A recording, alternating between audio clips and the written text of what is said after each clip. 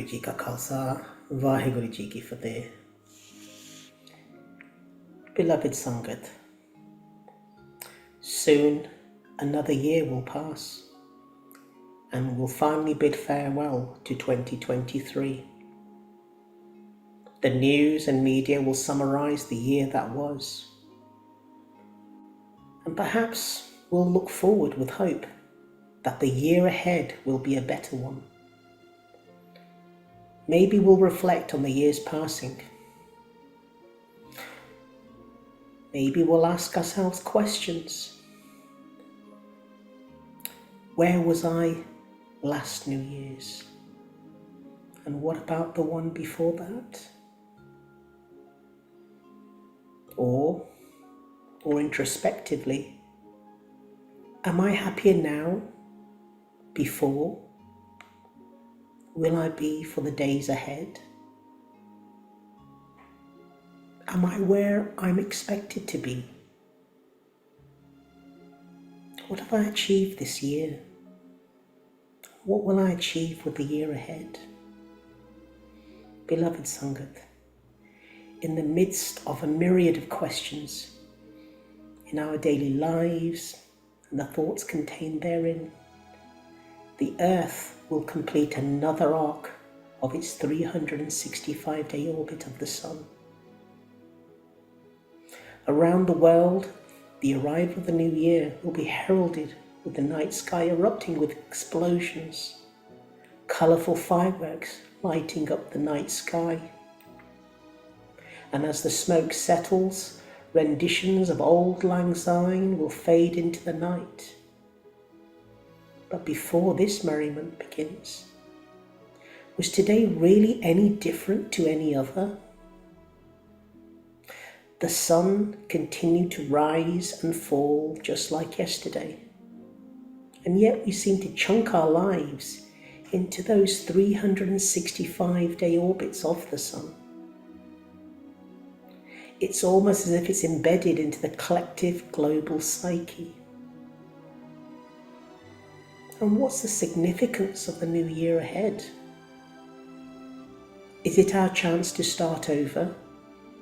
To pause, reflect, to shift our mindset? It's a wonderful time for most, but it's not without its challenges. Yet we're still in the midst of Christmas, and today is Christmas Eve. The traditional purpose of Christmas is to celebrate the birth of baby Jesus. Christ is a symbol of love, light, hope and peace. The Christian ideal is for the Spirit of Christ to live in us all throughout the year. The Christmas spirit doesn't require us to be Christian or even religious. So what is the true meaning of Christmas? Is it about all those parties, the giving and receiving of gifts, time with family and friends?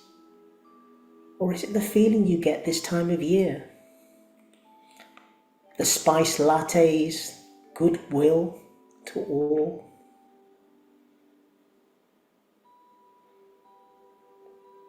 So many feel dissatisfied with their lives though, beloved Sangat. We focus on all the things we want to have. Yet we spend almost no time appreciating what we already have and feeling grateful for it. Gratitude, appreciation for what we have, and a loving heart. These are what the Christmas spirit is all about. Embracing the spirit of Christmas also means giving to those most in need. Doing some service for someone in need, or even anonymously leaving a donation. Such actions demonstrate an understanding of the real nature of Christmas. We can enjoy this period more fully when we help others who are in need. Christmas, like the new year, is a time for reflection.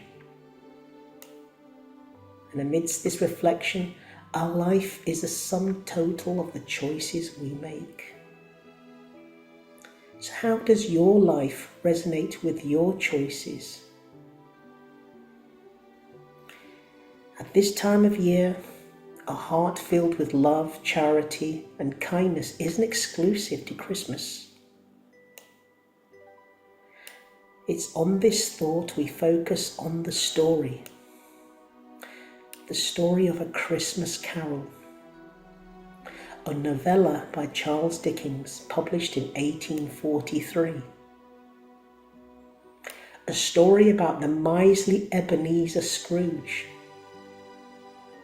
learning the value of compassion and kindness after being visited by 3 ghosts in the early hours of Christmas morning. It's a story of redemption, and it still bears relevance to this day. So let's take a look at the 3 spirits, the spirits that visited Ebenezer Scrooge. And let's begin with the ghost of Christmas past. This ghost is one of the 3 spirits who appears to miser Ebenezer Scrooge to offer him a chance of redemption. It was a strange, otherworldly creature which shimmered and flickered like a candlelight, constantly changing in appearance as it reflects Scrooge's memories, old and new. This ghost shows Scrooge's visions of the past, some unhappy, some with a flicker of happiness. As a young apprentice, Scrooge only had heartfelt praise of his employer, Mr. Fezziwig. He was like a father to him and loved him as such. Fezziwig had the power to make him happy or unhappy, his work light or burdensome. Scrooge had been given the opportunity to consider the benefits of being a good and generous employer, as Fezziwig was. And yet he comes to regret mistreating his own clerk, Bob Cratchit. He was the abused and underpaid clerk. He worked long hours and was underpaid. He and his family lived in poverty because Scrooge was too miserly to pay him a decent wage, a living wage. And when he asked for Christmas Day off so he could be with his family, he was threatened with docked pay. Yet this poor man in his humble abode, a cooked meal would equally match that of Lalo. Guru Nanak Dev Ji once stayed with a carpenter of low caste called Lalo. The village landlord, Malik Bago, objected to this choice. He sent for the Guru. He wanted to offer an unrivaled meal, yet the Guru refused. Again, he sent for the Guru. Guruji eventually attended Malik Bago's mansion and explained his refusal.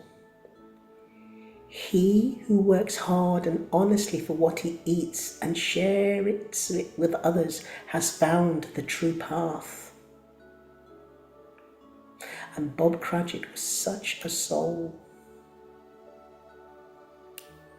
You see, Guruji was happy to stay at Lalo's house and eat a meal which was earned through honesty and hard work, whilst the food of Malik Bago contained the blood of his workers, whom he worked tirelessly day and night. If only Malik Bago could manifest kindness, generosity, and love for his employees like Fezziwig. One universal truth that Guruji teaches us is to gravitate to the poor, the low, the needy. It's where God's eye of mercy falls upon those who take care of the lowly. We have the capacity to act virtuously. Love, compassion, and tranquility. We're all born with these innate qualities. As babies, we're not hateful, we're loving. We don't see strangers as friend or foe. All are the same. And yet, with the separation from the divine at birth, as we experience Maya, it has its hold and effect upon us all. The 5 thieves come into our home of virtue and steal it.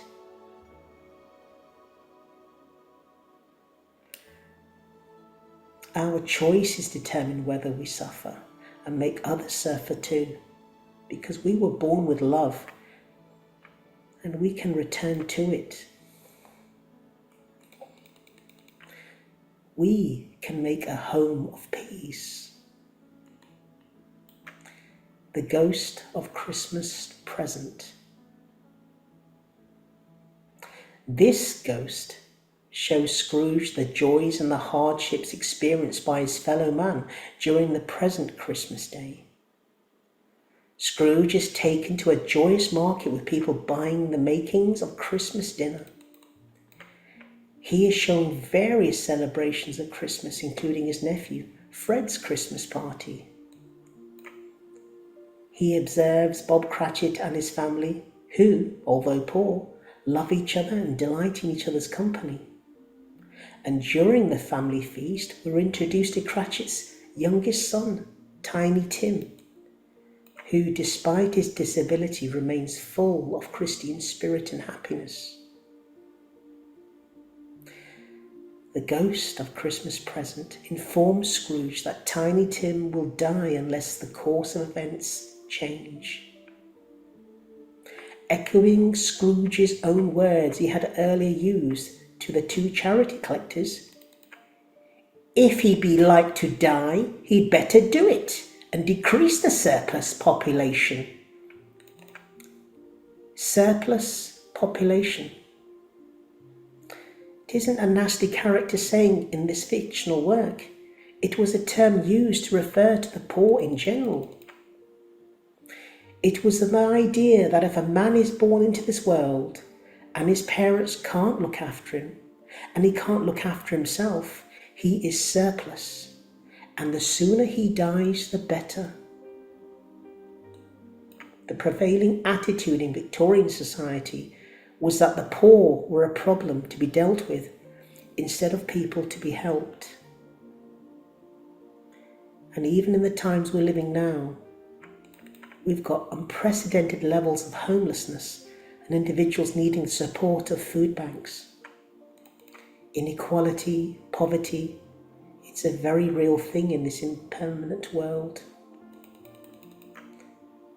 The Sikh gurus condemn attachment to material wealth and greed to accumulate more and more wealth.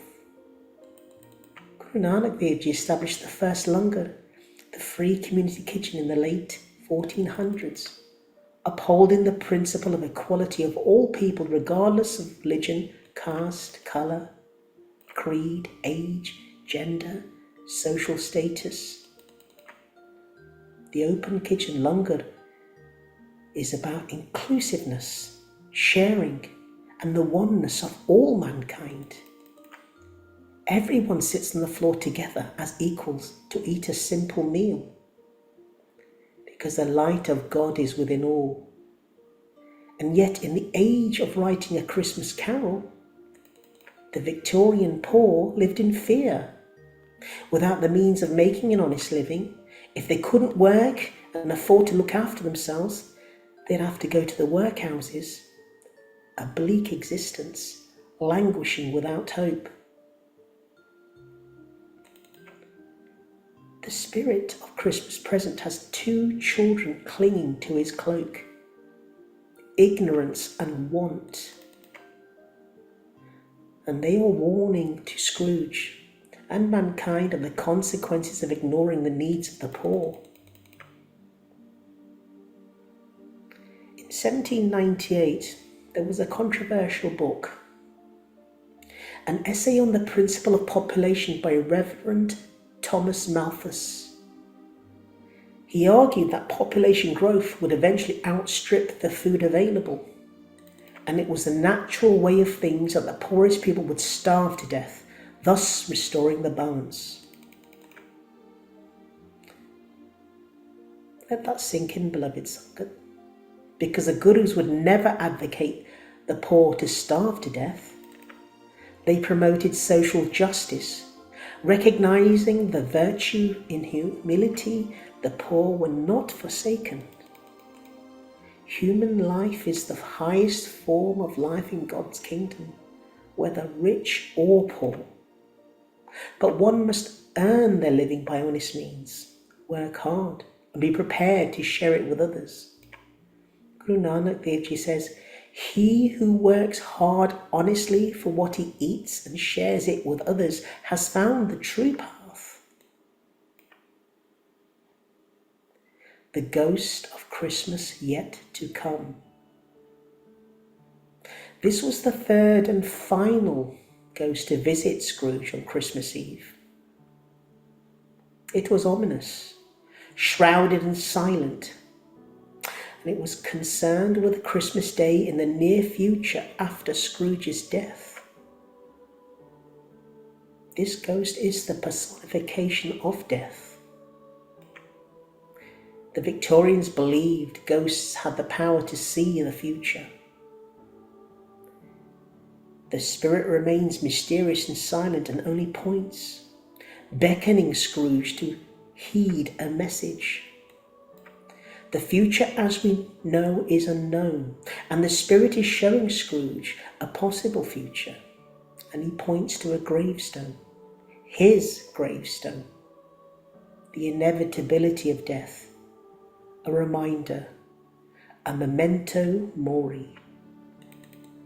Scrooge has a choice: change his ways and receive eternal reward, or expect eternal punishment like his business partner, Jacob Marley. The ghost of Jacob visited him before the other three spirits, sharing his fate of eternal damnation. He urged Scrooge not to make his mistakes and expect his fate. This spirit shows Scrooge indifference at best, at his death at worst joy. And the death of Tiny Tim is one sorrow that the spirit does show Scrooge.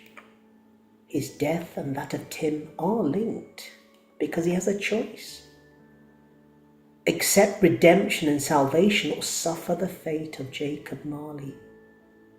Become a benevolent and charitable person, or be weighed down by the chains, the ledgers and cash boxes and excluded from heaven, just like Jacob Marley. When Guru Nanak Dev Ji met Duni Chand, he too was a proud man like Scrooge, obsessed with his wealth, wholly uncharitable. Yet when presented with a simple, small, insignificant needle by the Guru and tasked to carry it through to the next world, Duni Chand realized the folly of his way. If he couldn't carry a simple needle to the next world, how could he take all his coveted, amassed wealth? Guruji advised Duni Chand to share his wealth with the needy and use it for charitable purposes. And through this, Duni Chand found redemption. Beloved Sangat, how many choices do we make that leave us further from the divine?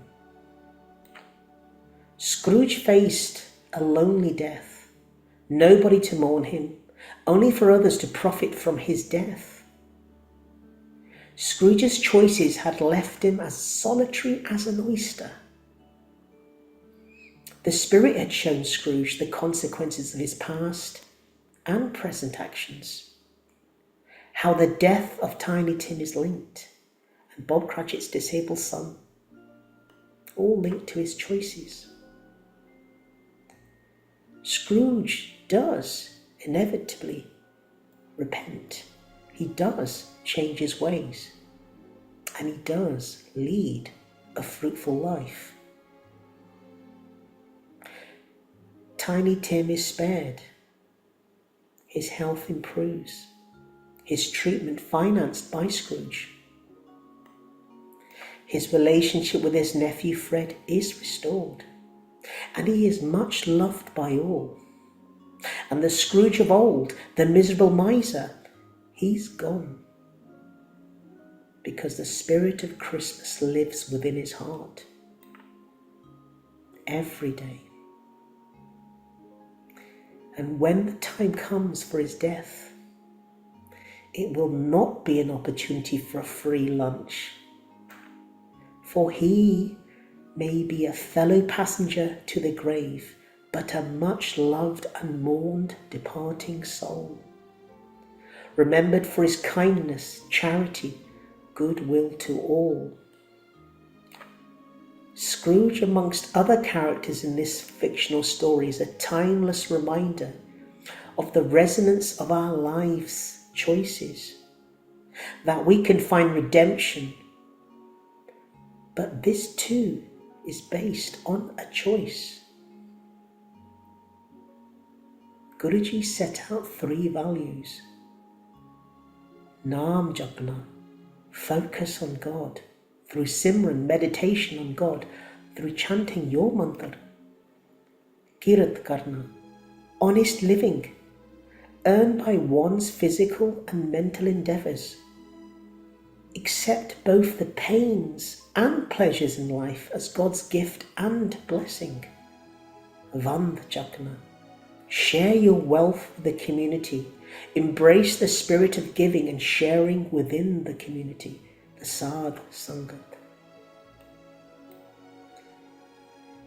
In the short novella, Dickens presented his story, A Christmas Carol, in 5 chapters. But the story of you began with your separation from the divine at birth. Beloved Sangat, your life has no ink, no pages, chapters, binding, or a cover. Your life is a sequence of gifts.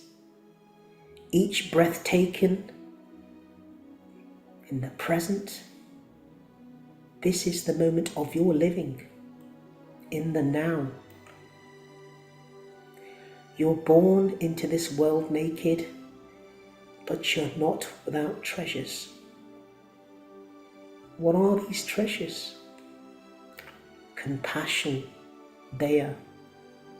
Truth, Sat. Contentment, Santokh. Humility, Nimrata. Love, Pyar. These form your house of virtues. But the world we live in is beset with Maya. Like the choices in the story, the direct and indirect effect it has upon you and others. Only you can let the 5 thieves in. These being lust, Kam, anger, Krodh, greed, Lobh, attachment, Moh, and ego, Ahankar. So what do we do? It begins with living a disciplined life. Follow your path, your spiritual path. Follow authentic scripture, prayer. Because how you conduct yourself is critical. Life, live. Dedicate our lives to connecting with the divine. Align your mantra, Simran, to your breath. Find time during your waking day for devotional song and prayer. And give your time in selfless seva, selfless service. And finally, beloved Sangat, the story of Scrooge can teach us some lessons. Learning begins with listening.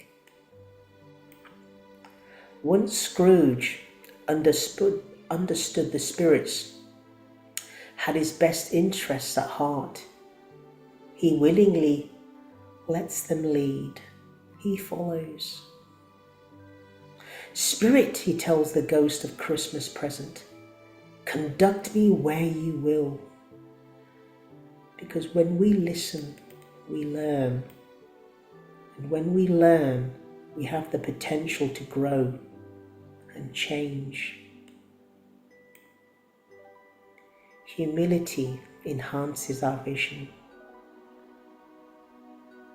Scrooge felt sorrow when he was shown his past, painful memories. He felt remorse for having treated people so badly. But he humbled himself and pledged to do better. Regret leads to renewal. Regret is not meant to be wallowed in, but regret is the rocket booster on a space shuttle that allows the craft to soar to new heights, then detaches from it and falls helplessly into the ocean. But there's joy in starting over. On Christmas morning, Scrooge reminds us that starting over washes us in newness and begins a new energy, new vigour. A vigour to figure out difficult things. We must be present to win. On that Christmas morning, one of the first things Scrooge did after realising he's been given a second chance at life was to fling open his window. He moved himself to the world at large. He took notice of life around him instead of only focusing on himself. You see, seeking forgiveness is a strength, not a weakness. Actions often say we're sorry more than words. The born-again Scrooge makes a financial pledge to one of the two solicitors for the poor whom Ebenezer all but threw out of his office the previous day. Scrooge was saying, in essence, I am sorry for being so stingy my entire life. And that wasn't easy, but it did affirm Scrooge's turnaround. His turnaround was real, because it's never too late to change. Nobody would have bet a pound on Scrooge turning his life around, but nobody's beyond change if they pursue it and invest in it. As someone once said, the best time to plant a tree was 50 years ago, but the second best time is now. It's a lesson that Ebenezer Scrooge teaches us well every Christmas. And finally, beloved Sangat, if you do feel the urge to say Bah Humbug, take a deep breath and replace it with Vaheguru. Vaheguru Ji Ka Khalsa, Vaheguru Ji Ki Fateh. Forgive me if I've made any mistakes. I serve the Sangat, I serve the Divine.